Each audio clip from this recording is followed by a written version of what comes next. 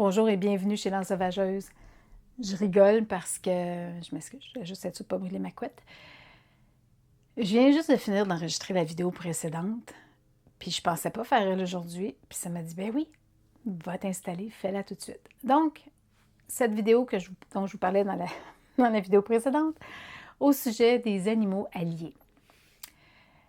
Puis là, je me sens un petit peu bizarre, je me sens coincée un peu parce que je voulais être devant ma roue totémique pour vous parler.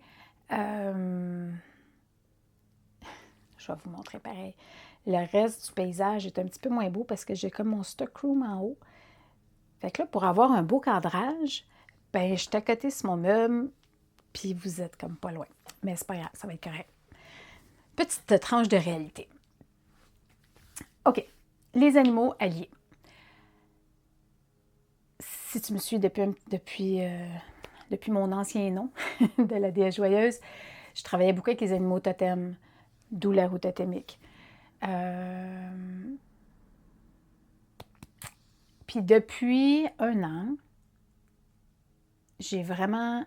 Je sais pas si c'est un... Je pense pas que ça a commencé par un feeling. Ça a commencé par un en dedans.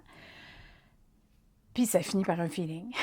Et ça finit par une décision que les animaux que je place sur la route totémique, les animaux avec qui je travaille dans ma vie, avec qui je vous aide à travailler dans votre vie, je choisis d'appeler ça des animaux alliés. Même si je conserve l'appellation roue totémique, parce que ça, l'invisible me dit catégoriquement, tu ne touches pas à ça, c'est la roue totémique. Ça reste la roue totémique. Pourquoi j'enlève l'appellation animaux totems? Question d'appropriation culturelle, question de ce que ça veut dire pour les gens, autant pour les Premières Nations, mais autant aussi pour... Je trouve que c'est utilisé à toutes les sauces. Je trouve que ça veut dire des choses différentes pour tout le monde. Fait que j'ai décidé de débarquer de ce train qui prend le nom Animaux Totem et qui fait n'importe quoi avec. Ça ne change pas ma façon de fonctionner avec eux autres. Ces animaux-là, dans ma façon de travailler, façon qui s'est développée avec les années, façon qui est arrivée un peu toute seule dans ma vie, puis à un moment donné, je fais comme, eh bien, il y a un système qui s'installe, il y a une roue qui est différente de la roue de médecine, c'est la roue totémique, qui sert à aller à la rencontre de nos animaux alliés. On a, en tout cas, à date, on a au moins, en tout cas, je vais parler pour moi, mais les gens avec qui je travaille aussi, on a au moins 12, 8, 9, 10, 11, 12 animaux alliés. Puis, depuis 2 ans, ça n'arrête pas de grandir, ma quantité d'animaux alliés. La majorité sont là. C'est pour ça que j'appelais ça totémique au départ, là, les animaux totems au départ, parce que la majorité sont là depuis notre naissance. Je ne sais pas comment... J'ai tellement l'impression d'expliquer tout ça, mais de partir lancer ça à froid pour vous autres, parce que je sais qu'il y a des nouvelles et des nouveaux followers. OK, je vais tracer que ça fait du sens ce que je dis. Je ne vais pas parler trop de la roue totémique aujourd'hui. On va rester avec les animaux alliés. Pourquoi je choisis... Tiens, on s'en va là-dessus. Pourquoi je choisis... Mon doigt il est vraiment en avant quand je parle, parce que j'ai pas beaucoup d'espace entre la caméra et moi. Je vais essayer de garder mes doigts chez nous. Pourquoi et comment je travaille avec les animaux? Comment je travaille avec les animaux alliés? Sur la roue totémique, que je vais survoler vraiment très rapidement, la roue totémique fait le tour des différentes phases de vie, des différentes phases de l'année, etc. Fait que chaque animal qui est déposé sur les 11 positions de la roue a un rôle particulier. Il y en a un qui représente ou qui est en résonance avec notre personnalité, un autre avec nos ancêtres, un autre, bref, avec notre naissance, etc. À quoi ça sert de travailler avec eux?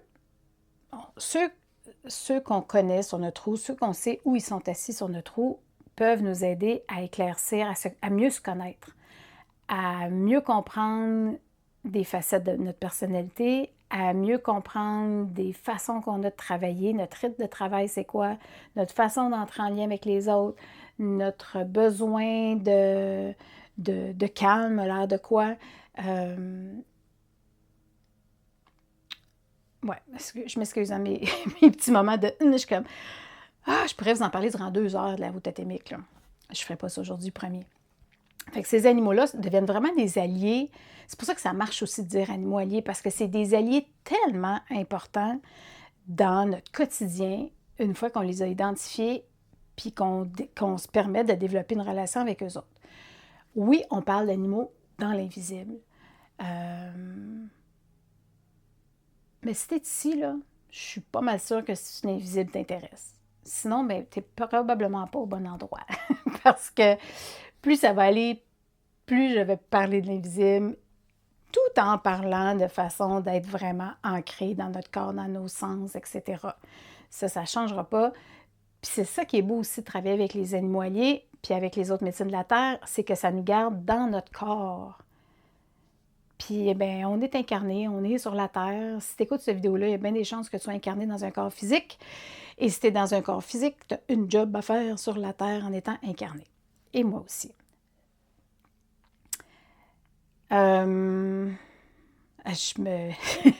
J'ai des grandes négociations intérieures. Est-ce que je parle de ça? Est-ce qu'on attend? Non, non, non. Je te donne un exemple. Ouais, je te donne un exemple. Au niveau de... Oui, c'est l'invisible, mais oui, c'est super incarné et physique. Si tu as comme animal allié, puis je ne parlerai pas des directions, je ne parlerai pas d'où est-ce qu'il va être sur ta roue, mais si tu as si tu as comme animal allié un bison et que l'autre personne au même endroit a comme animal allié une souris ou un aigle ou une marmotte, ben ça ne sera pas du tout la même relation à cette caractère. OK, mettons qu'on parle de personnalité. Si tu as le bison comme personnalité ou si tu as la souris comme personnalité, on s'entend que c'est sûr que ça ne sera pas pareil. Puis c'est pas le bison ou la souris qui crée ta personnalité.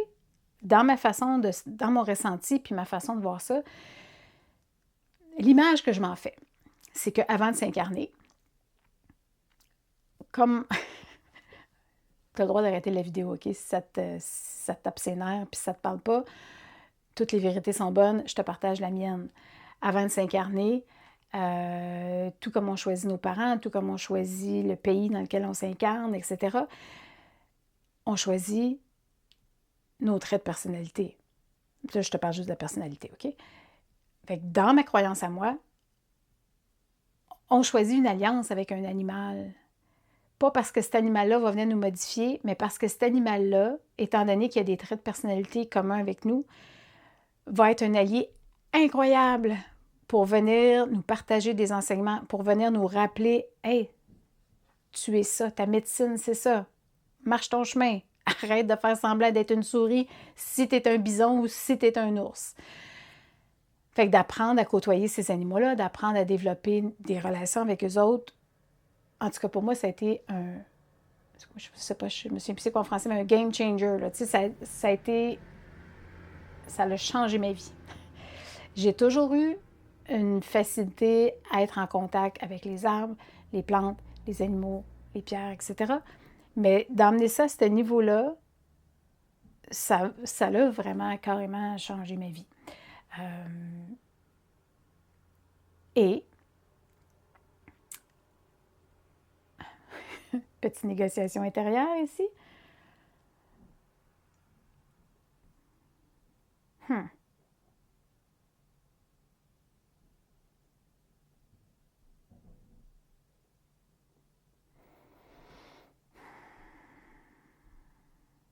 OK. J'ai l'élan de te donner un exemple de ma roue. OK. OK.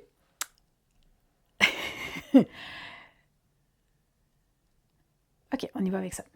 Je te donne un exemple super concret parce qu'il a été aussi, je pense que j'ai l'appel de te partager cet exemple-là parce que ça a été un des moments les plus charnières dans ma façon d'être, de travailler, de vivre. Il y a, je sais plus il y a combien de temps, il doit avoir, on est en 2025, 7, 8 ans. Je travaillais déjà avec les animaux totems, à ce moment-là qui étaient les animaux totems. Je travaillais déjà avec les animaux alliés, avec la roue totémique. Je me souviens plus si la roue totémique était déjà là. Oui. En tout cas, c'était pas là, était en devenir.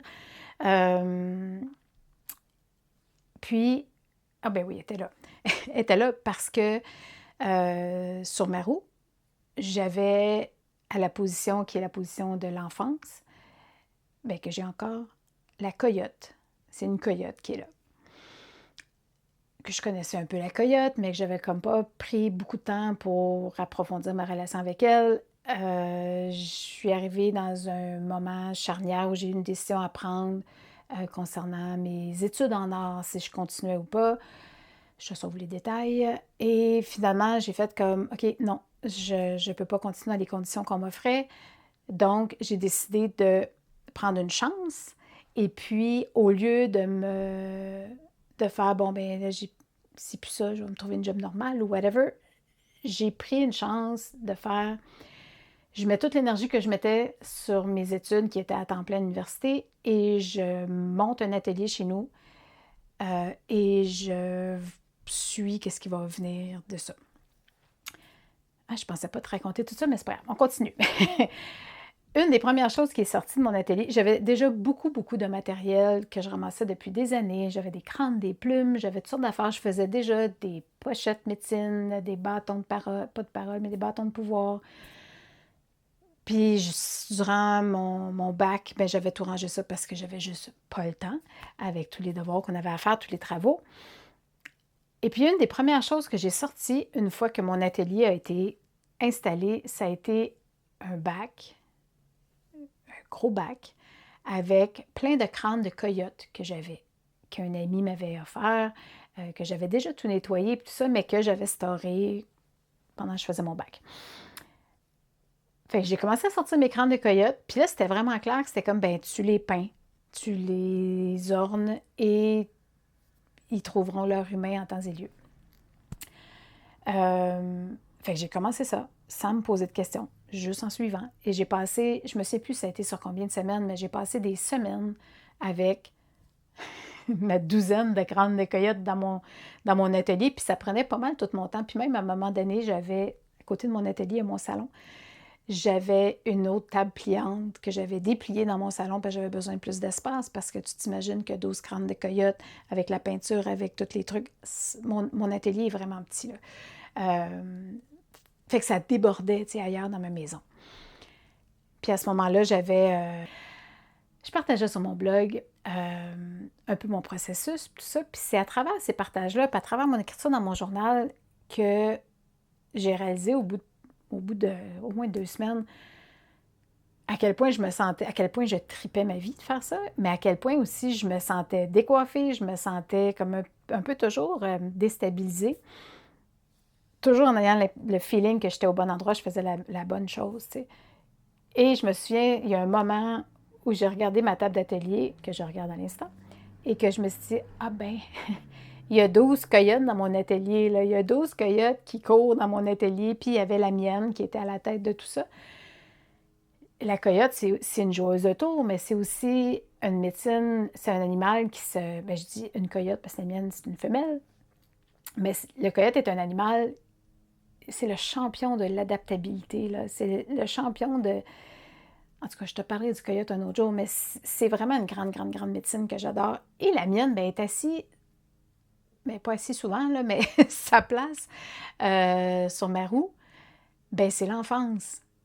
Fait qu'elle est rentrée dans ma vie, là, puis elle a fait, OK, là, il est le temps que la petite Marie-Pierre ait une place, soit vue, soit vue, soit entendue. Je vais venir te décoiffer jusqu'à temps que ça se place, tu sais. Et c'est ce qui est arrivé. Et ça a été un moment fantastique. Ben, un moment, une période fantastique qui a donné l'élan à plein d'autres choses par après.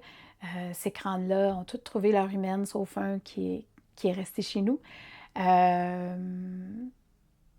Puis il y a d'autres trucs qui ont sorti. Il y a eu des ateliers sur la coyote. Tu sais, ça l'a vraiment donné comme un... Fait que la coyote, c'est une de mes... Eh bien, je les aime toutes, mes animaux alliés, mais elle est toujours très, très présente. Elle est toujours très, très présente. Puis si je me prends trop au sérieux, ben elle arrive. Puis elle fait comme, hey, on n'a pas fait tout ce travail-là pour revenir dans genre, fais ce qu'il faut, tu sais. Fait que c'est ça. Fait que pour moi, cet animal-là allié, je pointe par là parce que ma position sur ma route totémique de l'enfance est de ce côté-là. Ouais, non, j'embarque pas sur la roue, mais un autre jour, je ferai une vidéo en expliquant un petit peu plus, en te montrant un peu plus ma roue, puis en expliquant un petit peu plus les différentes directions. Mais je me suis perdue.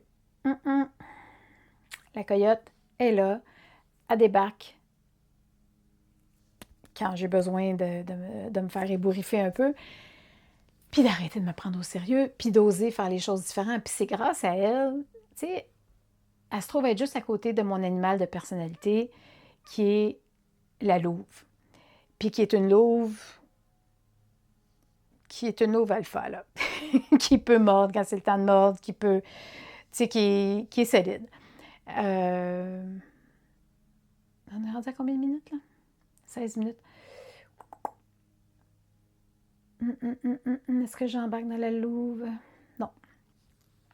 Juste à résumer, là, ma louve a besoin de se faire décoiffer des fois par la coyote. Puis je trouve ça tellement beau que les deux soient une à côté de l'autre sur la roue. Parce que les deux font une belle équipe. Juste, tu sais, si je m'accote juste à la coyote, je vais avoir vraiment beaucoup de plaisir, mais il y a des choses aussi qui ont à être tenues. Il y a pas un ordre carré moldu, là. Il y a le grand ordre des choses qui a à être tenu. Puis, ben, on ne reste pas juste à une place sur la roue, là. La roue est un mouvement, tu sais. Fait qu'il y a des fois où c'est plus le temps de jouer, où c'est un temps pour s'asseoir sur le bord du feu et de commencer à débriefer ce qui s'est passé, etc. Ah, je t'ai fait un grand détour, hein, pour parler des animaux alliés. Très intéressant. Fait que ça fait qu'il y a beaucoup d'animaux. Et l'avantage que je trouve, pour moi, d'avoir changé l'appellation, qu'au lieu d'animaux totems, qui étaient vraiment comme les 11 animaux qui sont sur la roue, plus un autre que je te raconterai un autre jour, depuis que j'ai pris la décision de suivre le feeling, là, de faire comme ça peut plus s'appeler animaux totems, de switcher animaux alliés, on dirait que ça l'a ouvert. Il reste, ces positions-là sont restées les mêmes, il y a les animaux assis dessus, mais il y en a d'autres qui viennent se joindre, puis il y en a d'autres qui viennent se joindre à long terme, puis il y en a d'autres qui viennent se joindre pour une saison. Si tu suis un peu ce que je fais, une fois par mois, il y a les cercles virtuels. Chaque mois, il y a un animal en particulier qui vient se joindre à nous pour le cercle, puis pour le mois c'est jusqu'au prochain cercle. Fait que cet animal-là, tu sais, comme là, ce mois-ci, on travaille avec le corbeau. Bien, le corbeau, il est jamais loin, là. J'ai tous mes mêmes animaux alliés que d'habitude, mais il y a aussi le corbeau qui est là, puis il y a des animaux alliés. Non, il y a des animaux du mois, on va les appeler comme ça, là, ceux qui arrivent avec le cercle. Bien, il y en a que pour moi, ils viennent juste un mois, mais il y en a d'autres qui arrivent plus profondément lors du cercle, mais après ça, qui reste un petit bout. Puis la même chose pour des participantes. Je pense à une participante du mois dernier qui, elle sentait que l'animal ne partait pas, là. Celui qu'on venait de voir, elle avait besoin qu'il reste là. Puis l'autre, ben, c'est juste rajouté, tu sais.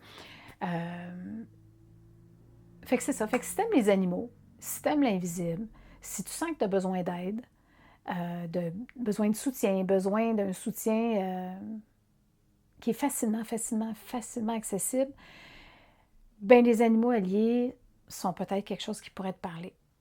Si tu as des questions, tu peux m'écrire, tu peux me laisser un commentaire. Tu peux me laisser un commentaire, mais tu peux m'écrire directement par courriel, info@lanceSauvageuse.com. L'adresse courriel va être en dessous dans la description. Puis c'est ça, on peut s'en jaser. Ouais. Puis si jamais j'hésite là, parce que je me suis dit que je n'ouvrais pas ça à large, mais je vais quand même en parler. Oui, je vais quand même en parler.